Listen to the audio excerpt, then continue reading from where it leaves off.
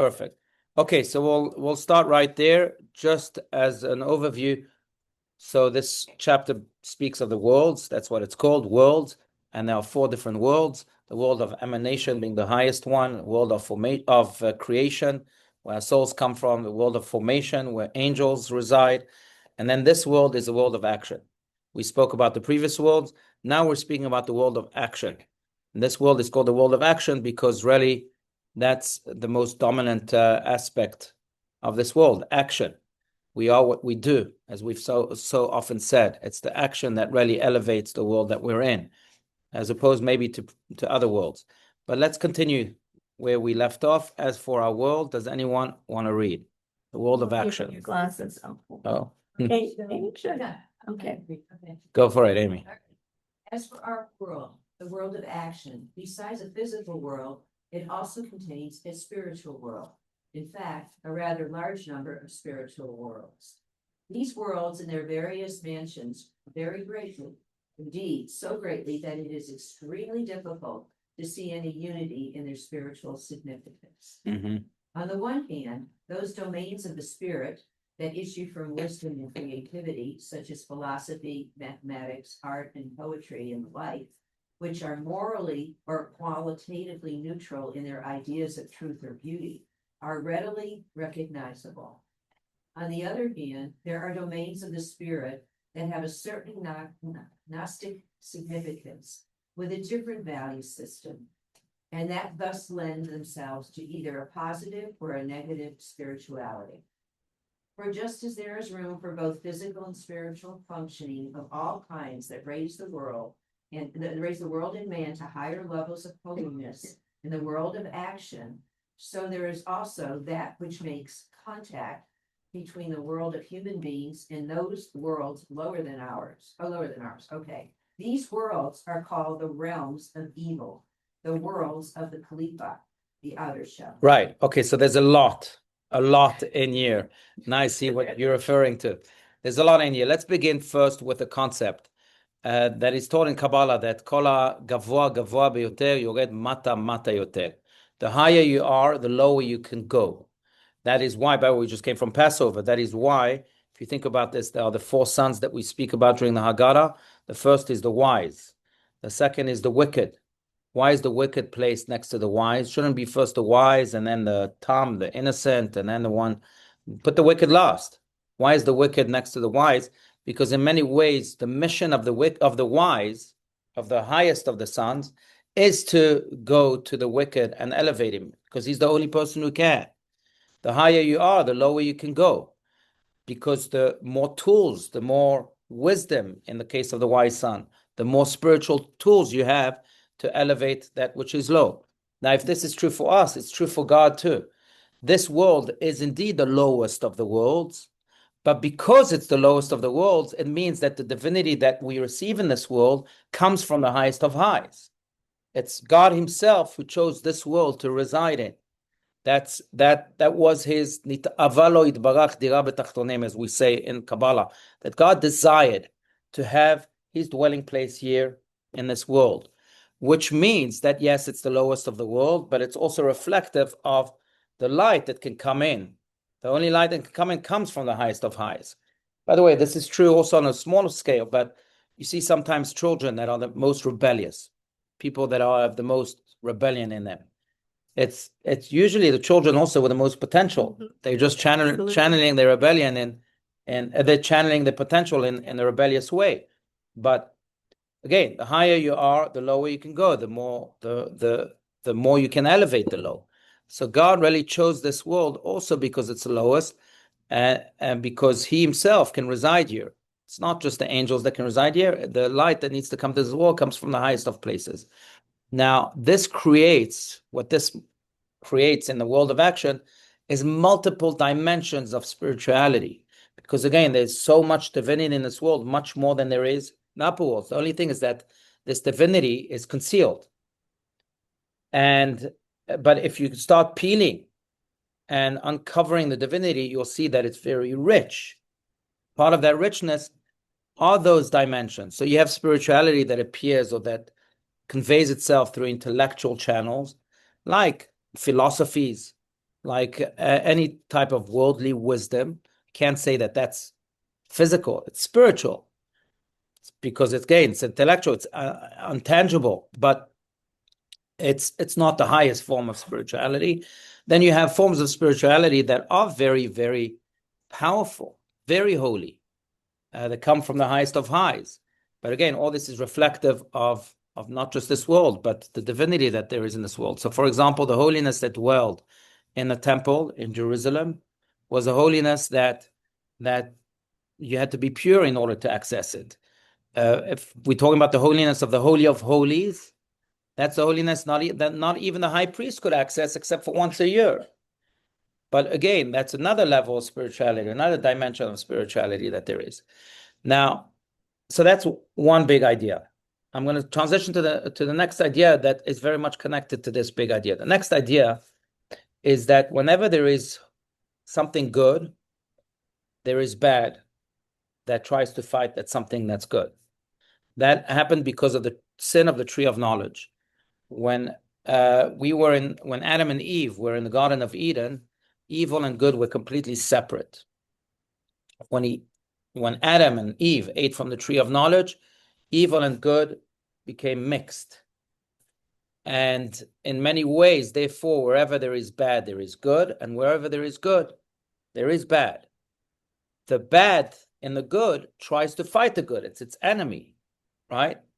Now, in many, many, many ways, our task in this world is not just to separate the good from the bad, but it's also to try and elevate the bad. If we are wise enough, right? If we are high enough, we can usually do that. But it's at least to separate the good from the bad so that we can restore this world to a Garden of Eden type of world that existed before the sin of the tree of knowledge. Now, the greater the holiness, the greater the good, the more forces of bad there are to fight it. This is maybe on a simple level. This is why maybe, Einstein famously said that great spirits are often violently opposed by mediocre ones. Mm-hmm. So why they're violently opposed? Because there's so much there, right? You know who's not opposed at all in this world? People in the cemeteries, people that are dead. No opposition to them because there's no good that can come from that, right? All the good they did was before they died. So the more good there is, the greater the opposition. Jerusalem is the most contested city in the world, also because of that reason. We spoke about this in another chapter. But there's so much holiness there, and therefore there's so much contest, so much opposition. Now, the code word, if you want, that is used in Kabbalah to speak of the opposition to the holiness is Kelipot. Kelipot is maybe what this Gnostic significance also includes. Kelipot means peel in Hebrew. That's really what it means. Oranges have a Kelipot and bananas have a Kelipot. Peels. Now, what's interesting about this word is that, first of all, yes, it refers to the fact that there's holiness there and that the bad is trying to cover it. And in order to access it, sometimes you have to remove the peel. That's why this world is also called Olam in Hebrew. Olam, we spoke about this, means concealed, le'alim, because the good is concealed. The Kelipot, the bad, is covering it. Unlike other worlds, for example, in the world of formation, the bad there is concealed, and the good is the Kelipot, so to speak, is what covers it.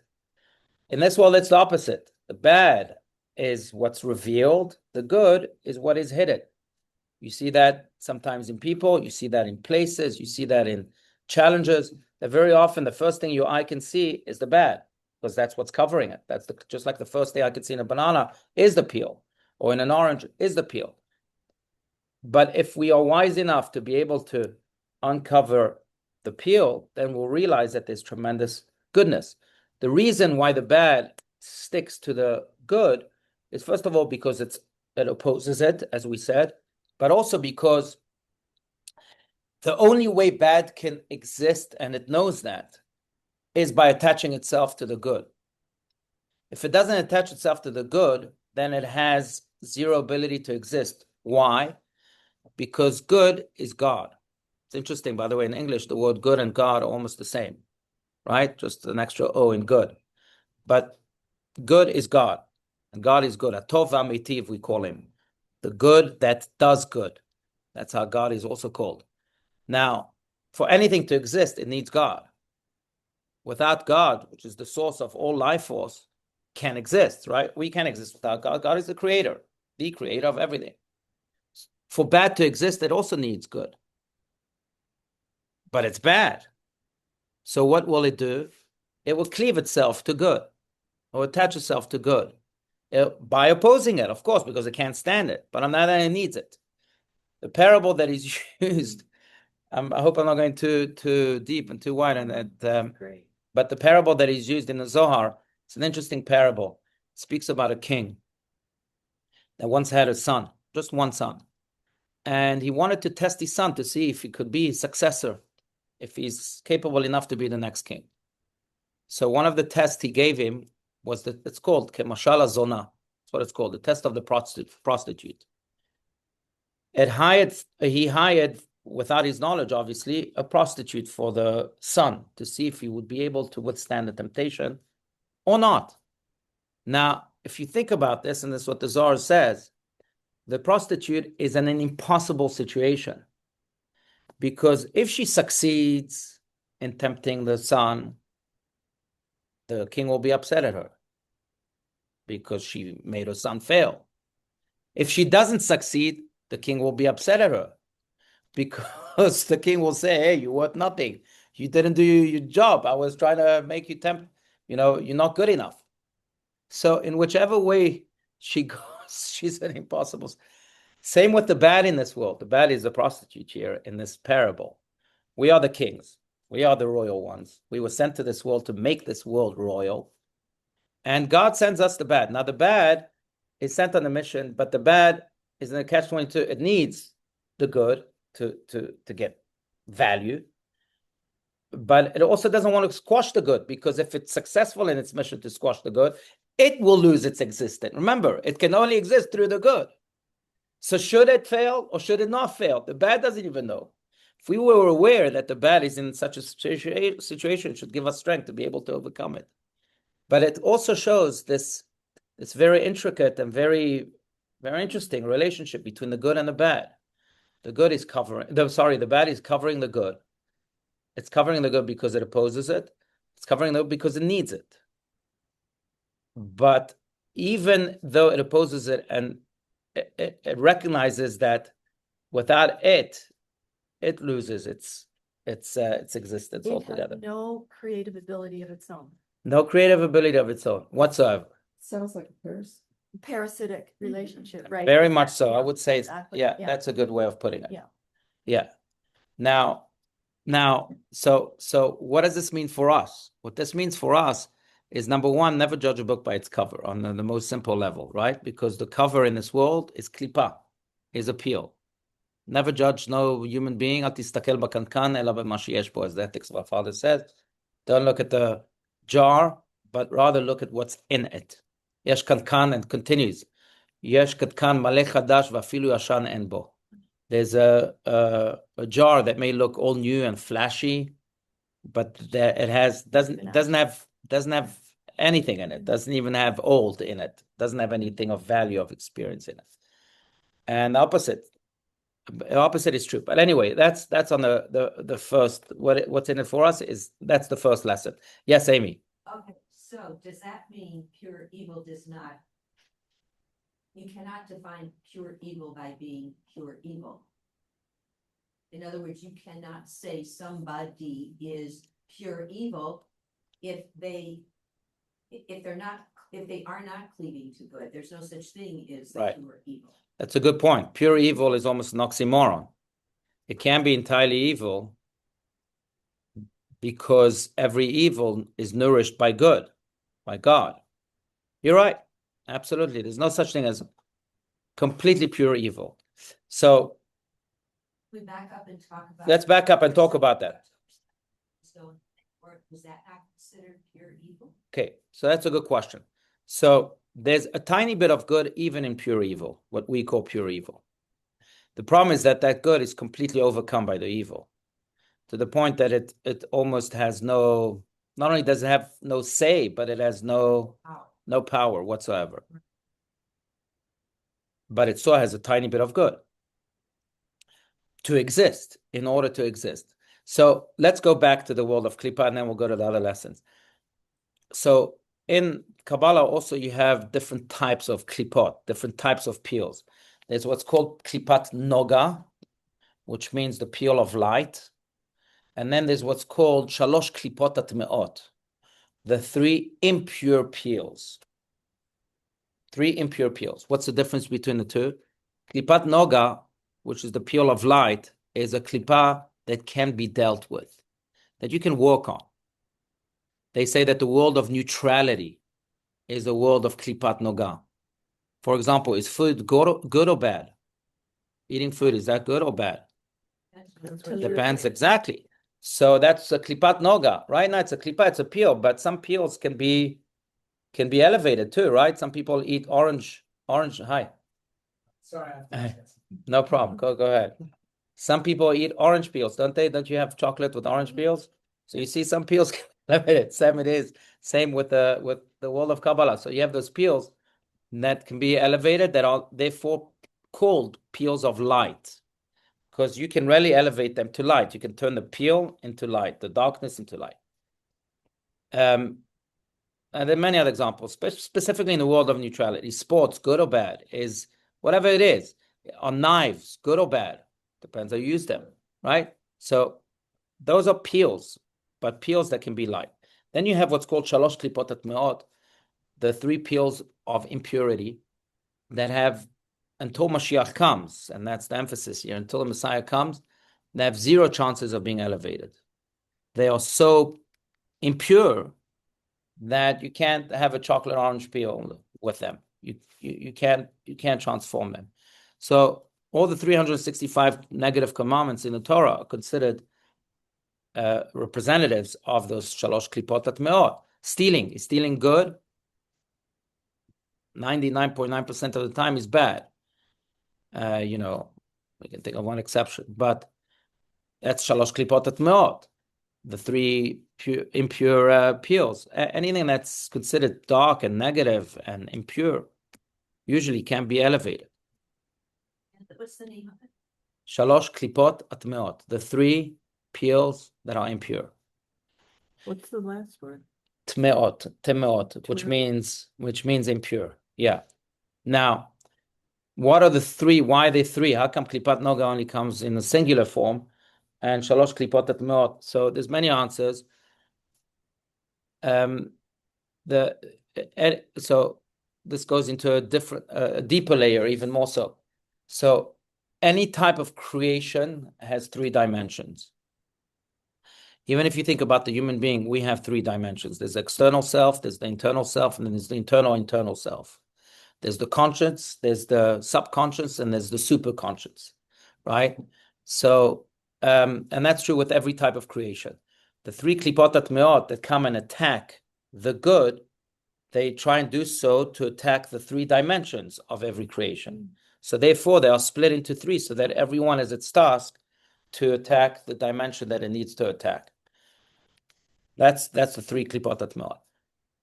Now, I said, I made a comment before, when Mashiach will come, when the Messiah will come, then it says that when Mashiach will come, one of the prophecies,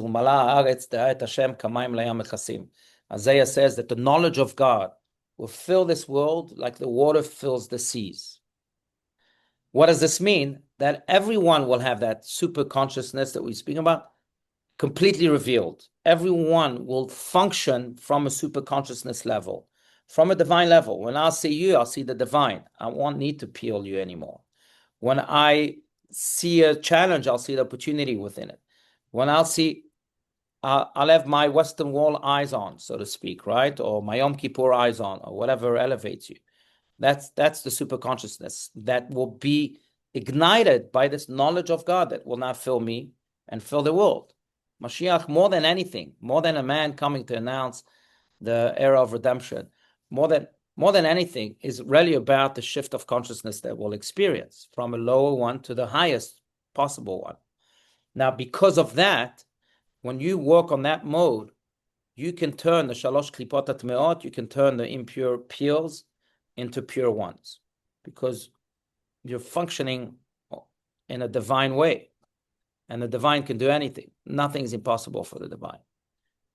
So that's why when Mashiach will come, those klipot will be elevated. But other than that, all we can work with today is klipat noga, the klipa of light.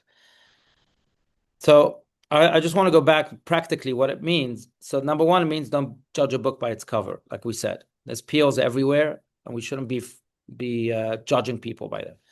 Number two, I think also on a simple level, is that no peel should phase us. Yes, there's bad. People get all scared by bad, but don't let it phase you. You know, when God is with you, then as we say, even though I may be walking in a valley overshadowed by that, lo yiraga, will not fear evil. Not fear evil. That's what it says. Lo yiraga. I'm not fearing evil. I'm not fearing the 3 klipot me'od, because I know that that's not the full story. That's only the cover of the story. It's not the story itself, the good. That's number two. Number three, I think it speaks to our mission too, that whenever we encounter challenges, then our task is really to dig deep until we find that good, that light. You know, there's a story I just wrote about, but a powerful story about a professor who once visited the Lubavitcher Rebbe. And he was very unhappy about, the professor of psychology, about the psychology of his students, of his own students. And he says, you see, at the end of the day, it all boils down to the sexual drives that Freud speaks about, to the ego, to the id. And, you know, I've lost faith in humanity. So the Rebbe said to him, very powerful, he said, the professor first thought, I think it's a brilliant tool. The professor first thought that the Rebbe was going to speak his language, was going to agree with him. Because the Rebbe's first comment was, so you're saying that when you walk in the street and you're looking down on the floor, all you're seeing is dirt and soil and filth, right? That's what you're saying. He says, yes, exactly. That's my point. When you dig, you see soil. And if you dig deeper and you see again more dirt and more.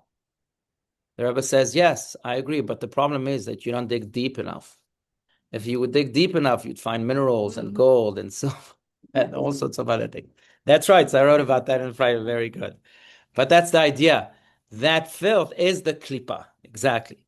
And that is what covers the good. So our task when we hit is not only to not judge a book by its cover, not to be fazed by it, but also to God put us in that situation so that we can be the diggers that find those wells, that find those minerals. That's really what the bottom line of this is all about. Story of Job. Story of Job is very similar. Job, who suffered a lot and never wavered, because within the suffering, he knew he had a message.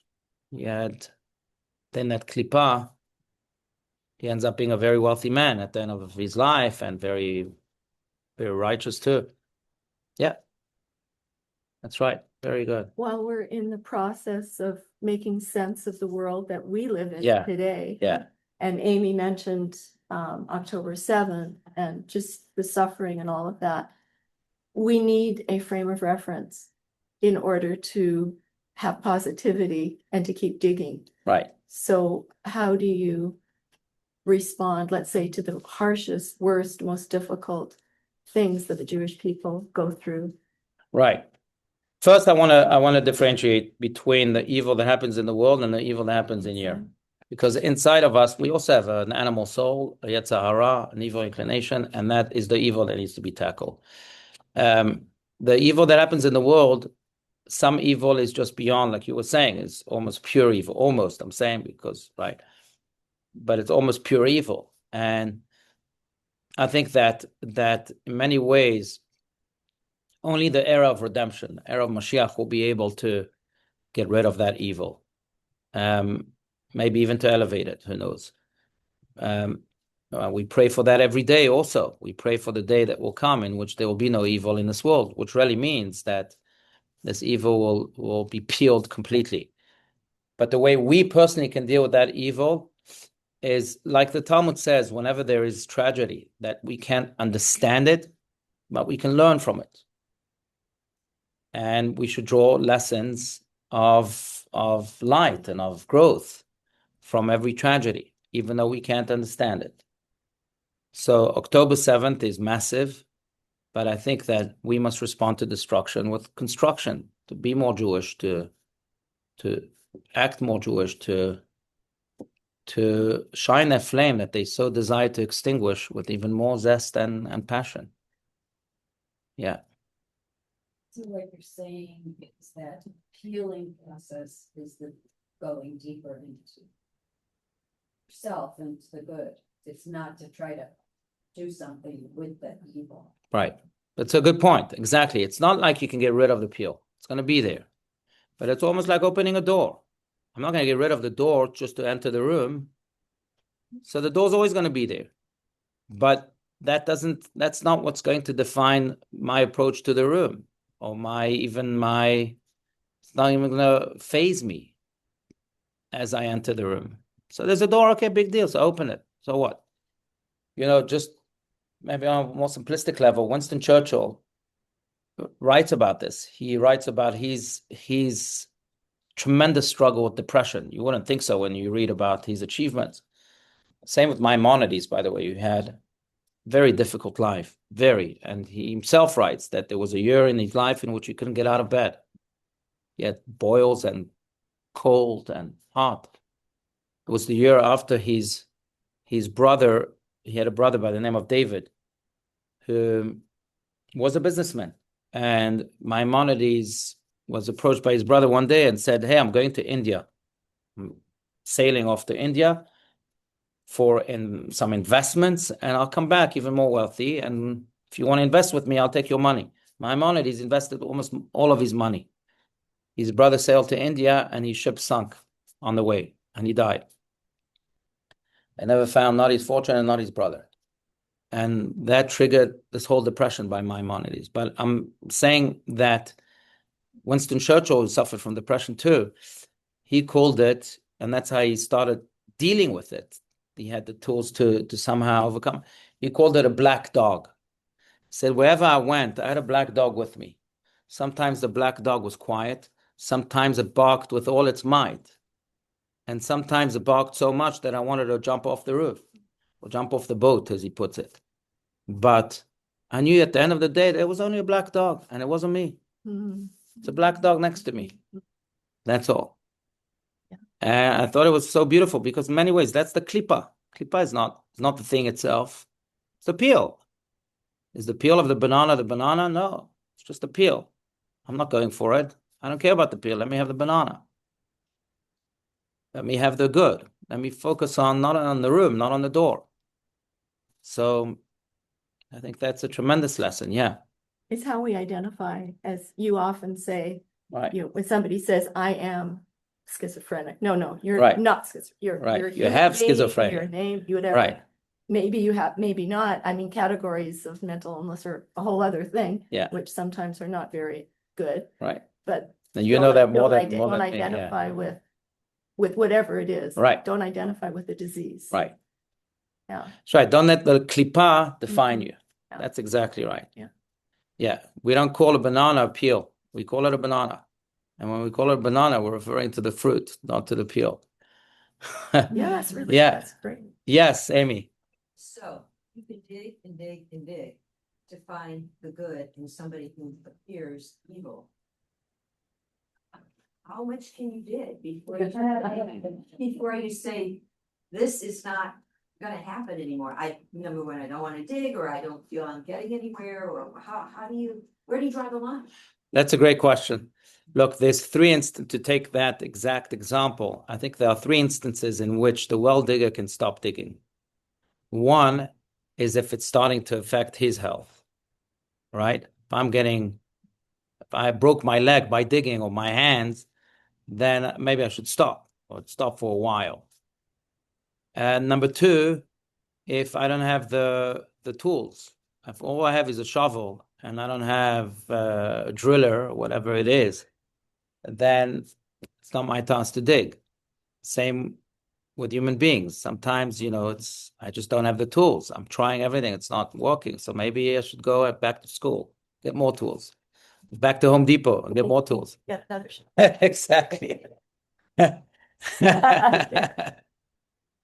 And three, I think that sometimes if really the earth is really deep and it's costing my other jobs, my other duties, really, and I'm so immersed in this that I didn't take care of anything else that I need to take care of, that could also be a good excuse. But we do believe that there's water everywhere. It's true. It's true with the world. There's water everywhere. Depends how big we do. Yeah. Yeah.